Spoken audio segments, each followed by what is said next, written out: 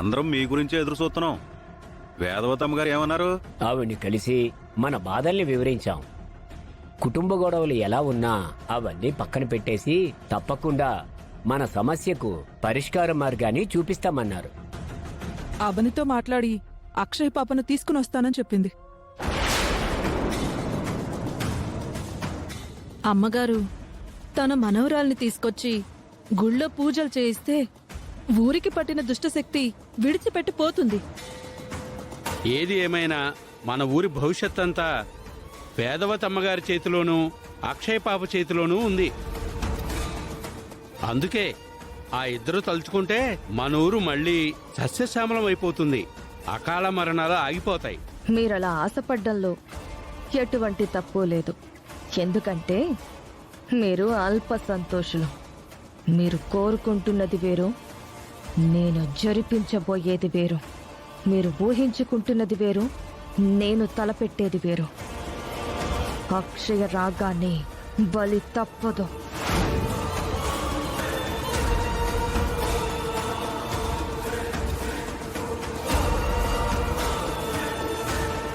గుడి దగ్గర తప్పించుకుంది, పల్లెటూరికి రాబోతుంది. ఇక్కడ నా నుంచి తప్పించుకోవడం అసాధ్యం.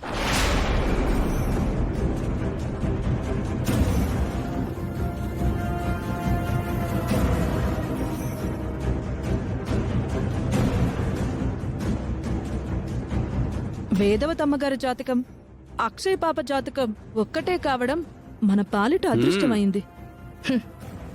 పిచ్చోళ్ళారా, అది మీ పాలిట కాదురా, నా పాలిట అదృష్టం. అక్షయ్కు అటువంటి జాతకం రావడం వల్లే ఇప్పుడు నేను పూర్వపు రూపాన్ని పొందగలుగుతాను.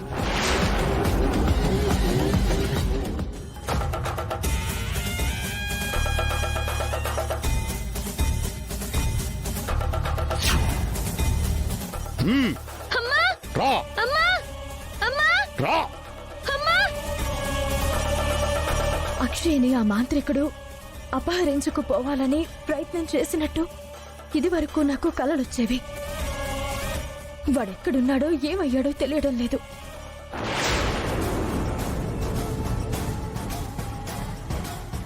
గుడి దగ్గరికి వశీకర వచ్చింది. అక్షయ గురించో బావకు ఆపద తలపెట్టడానికో అయ్యుంటుంది. ఆ వశీకర ఎక్కడుంటుందో తెలియడం లేదు.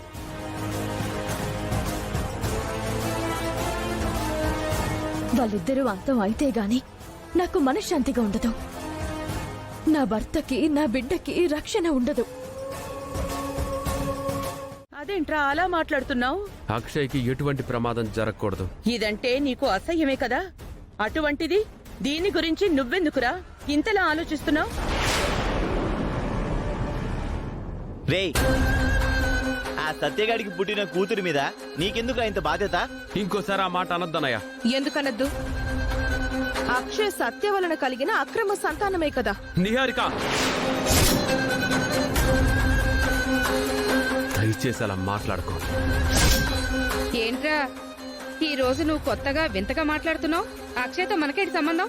అక్షయ్ పుట్టుక గురించి ఇక మీదట ఎవరైనా తప్పుగా మాట్లాడితే మర్యాదగా ఉండదు. ఏం చేస్తారా? చేయి చేసుకున్నా చేసుకుంటా. అవునా? చేసుకుంటావా? చేసుకోరా, నేను చూస్తాను. అక్షయ తప్పుడు సంతానమని నేను 100 సార్లు అంటాను. ఏం చేస్తారా? చేసుకో.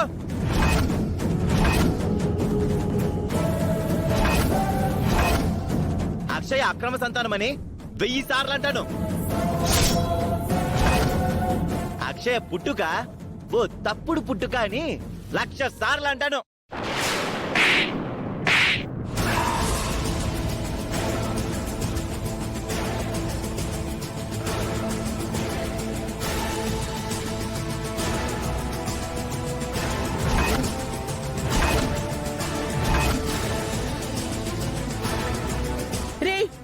ఏమైందిరా నీకు?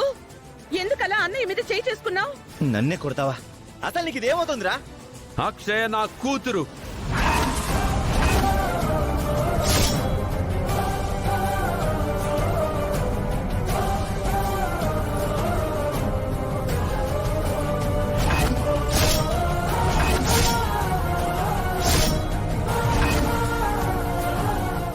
ఉన్నావు?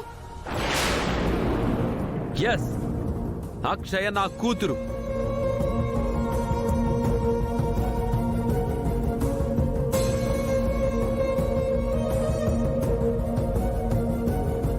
నా రక్తం పంచుకు పుట్టిన కూతురు. అక్షయ్ ఇది మన రక్తం. అక్షయ్ ఇది మన వంశం. అందుకే నీలాంటి జాతకంతో పుట్టి కారణ జన్మురాలైంది.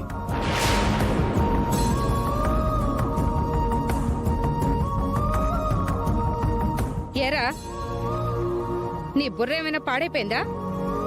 దాన్ని కూతురని ఎలా అంగీకరిస్తున్నావురా? ఏ ఆధారం ఉందని బిడ్డగా స్వీకరిస్తున్నావు? డిఎన్ఏ రిపోర్ట్లో నిజం బయటపడింది.